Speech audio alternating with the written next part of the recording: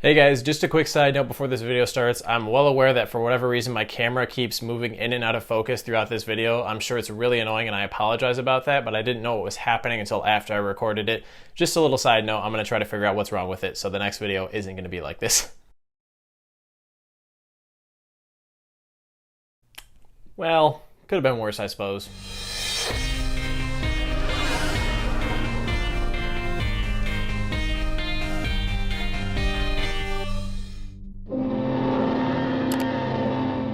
What's up everyone, welcome back to the channel. My name's Josh. Today we're going to be talking about Transformers Rise of the Beasts. Now I actually do have a little bit of nostalgia for this concept of these machines, these cyborgs of sorts that can transform into cars and various other automobiles and objects. I never really got into any of the animated stuff and I never really cared too much for any of the live action ones personally. But that doesn't mean that I didn't play with them a lot as a kid and just sort of found them to be really cool. But I do want to make it clear that I haven't seen the 1986 animated film that I know a lot of people that are Transformers fans gush about constantly. And I don't really have much of an investment in these live action films. I really couldn't tell you a single plot point from any of the sequels because they're so forgettable. It's all just kind of a blur to me. I don't know, I think the first live action one is alright. The rest of the sequels are, like I said, a blur. They become pure Michael Bayhem, as I like to call it.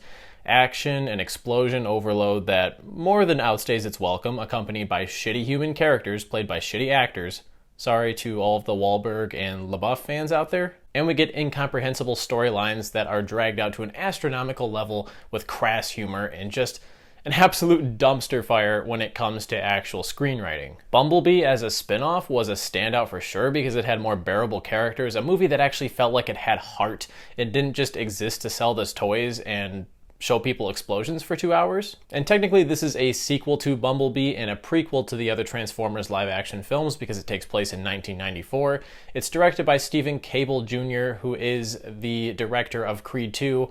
I'm not someone who has watched the Creed movies. Don't hate me for that, please. I will get to it at some point. This movie stars Anthony Ramos as this new character, Noah Diaz, and Dominique Fishback as Alina. Both of these are new characters. They're sort of the main human component of the film. The Autobots, consisting of Optimus Prime, Bumblebee, etc., have to learn to team up with the Maximals, a race of beast-like Transformers, to defeat Scourge, a Terrorcon dead set on locating this MacGuffin device that can create portals through space and time, thus allowing Unicron, which is this godlike mega transformer, to conquer whatever planet he wants. It's kind of a big, convoluted action movie storyline, but I don't know, none of those details are going to be too important in this review, which is going to be spoiler-free as usual. And the best thing I can say about Rise of the Beasts is that it's definitely better than all of the Michael Bay sequels. The action sequences in this, particularly in the third act, are surprisingly a lot of fun. The visual effects are pretty great, and thanks to Caple Jr., it's actually pretty easy to follow and see what's happening because most of the action and the punching is in frame and it's not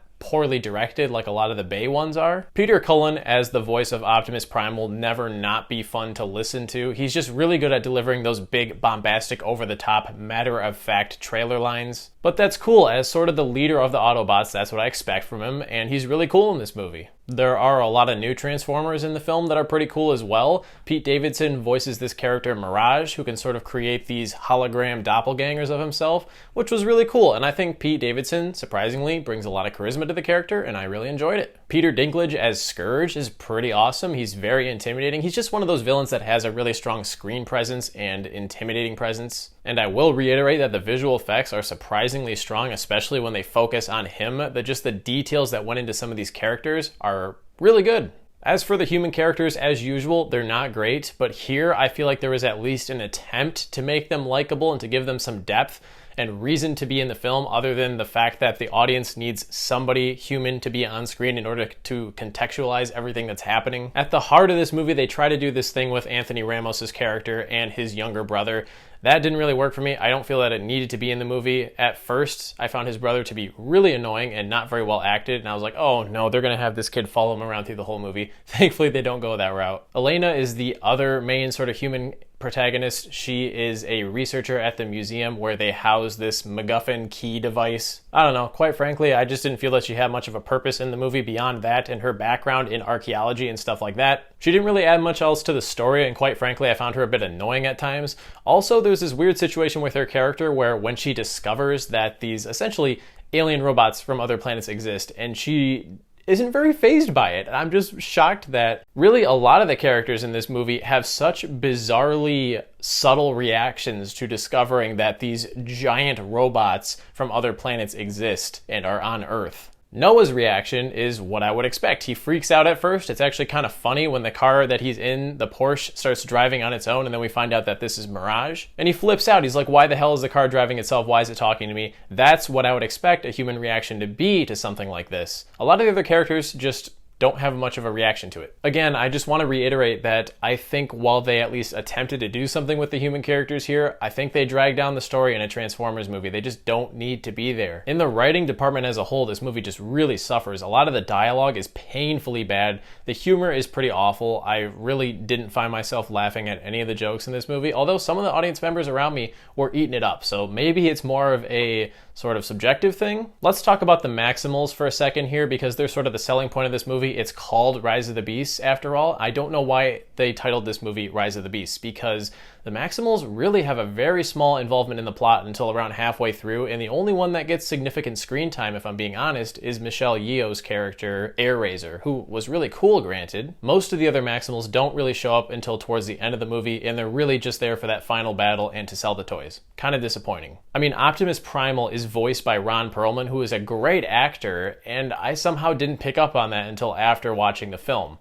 That to me feels like they're doing a disservice to the character and to Ron Perlman if I didn't know that he was voicing this character. Not that I thought Optimus Primal was particularly bad, just he didn't leave that much of an impression because he wasn't that big a part of the story. And obviously, given my opinion on some of the previous Transformers movies, I didn't go into this with super high expectations, but it is disappointing to me that they made all of these improvements with the action, the visual effects, a little bit with the characters, and then they fall so short when it comes to the story. I mean, the narrative here is about as generic, safe, and just nonsensical as all of the others, if I'm being completely honest. We have an object that the good guys really want to get a hold of because it can do something good for them, and the bad guys want to get a hold of it because it can do something really bad for them.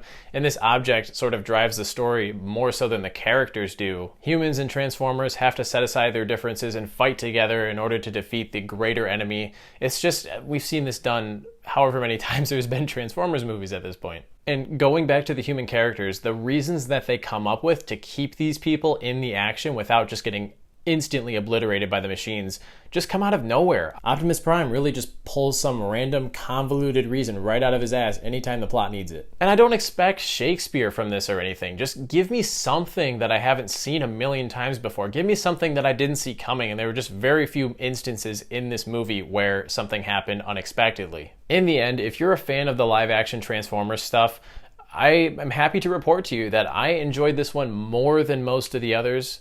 Obviously excluding, I think, the first Transformers and Bumblebee, I enjoyed a little bit more than this. But if you've enjoyed them all up till this point, I see no reason why you won't like this one too. First two acts, I was kind of bored. Third act, I got some of the mindless action that I signed up for. But ultimately, the bar was set so low in the past that these improvements just aren't quite enough to win me over. So I'm going to give Transformers Rise of the Beasts a 2.5 out of 5. I guess it was about time for another sort of just summer popcorn movie.